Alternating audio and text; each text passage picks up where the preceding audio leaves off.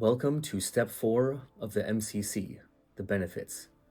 The military offers many benefits at minimal or zero cost to you. The value of these benefits can vary greatly depending on how frequently you use the available services at your installation. So this step might take some time to work through, but it's important to do so methodically and assign realistic values that you would actually place on these benefits. This way you get a full picture of your military compensation given your benefits usage. Let's take a look. This is the interface for Step 4, the benefits of the MCC. The first thing we're going to talk about is healthcare costs once you get out of the military.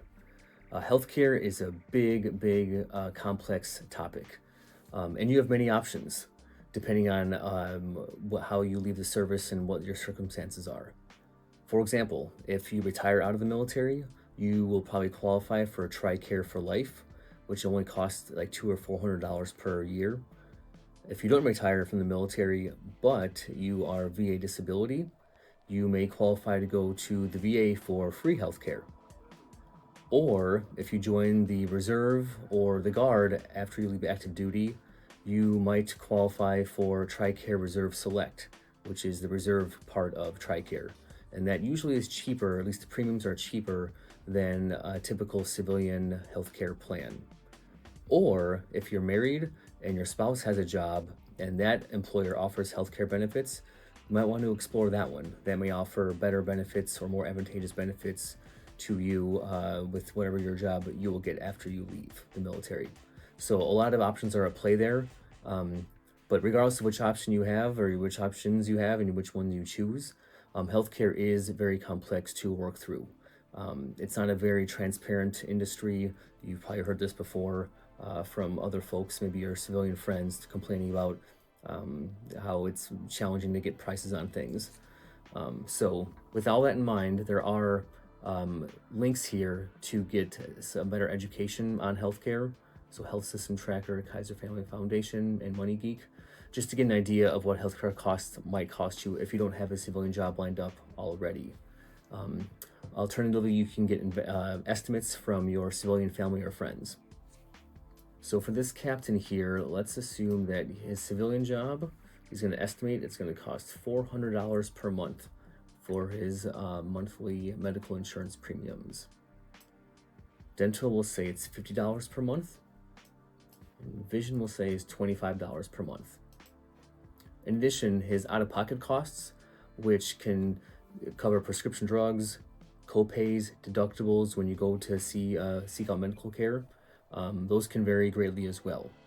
So we're going to say that there's a maximum annual, click annual here, out-of-pocket costs of $2,500. So he'll know that at most he'll spend only $2,500 throughout the course of the year. Next is retirement match. This is only if you're enrolled in the blended retirement system. We'll say the captain is, and we'll click yes, and there's an amount that auto-populates there.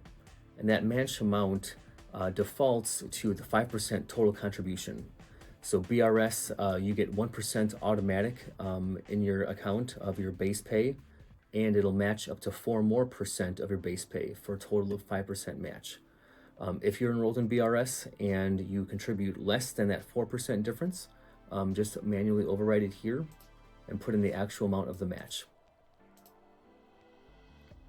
Next is retirement. So this is if you're doing 20 years or more in the military, and this will calculate once you get out, you'll get money from retirement that will show on the next step. This captain does not retire, but I'm going to show you the interface briefly. So for those who are retiring, you input your time in service, both the years and the months. Your retirement type is either high 36, which is most people, Redux, or BRS. What your pay grade will be when you retire. In this case, it defaults to 03. Captain is what we put it on step 2, but you can put a higher rank in if you'd like. And then at what age you plan on retiring, because that can affect state income tax breaks in some states. And lastly, for retirement, you put in how many months you're in that pay grade.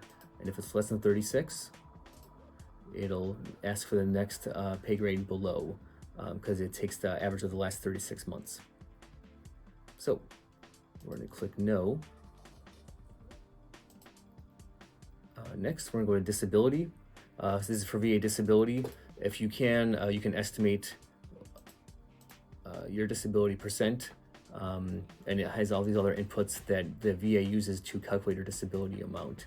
How many kids you have, spouse, how many dependent parents you have, if you're ever eligible for various other awards from the disability. But we're going to say no for the captain. Next is other benefits, and this category covers all those things that the military offers.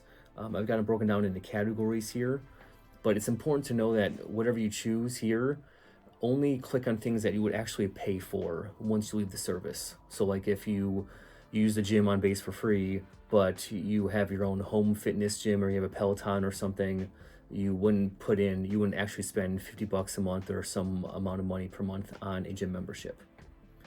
So let's say, and each one more click, it'll come down at the bottom here. So let's say they use the commissary, the BX, and the JAG. JAG could be if you get a will every 5 years, you update your will, and that costs maybe $1,000, we'll say.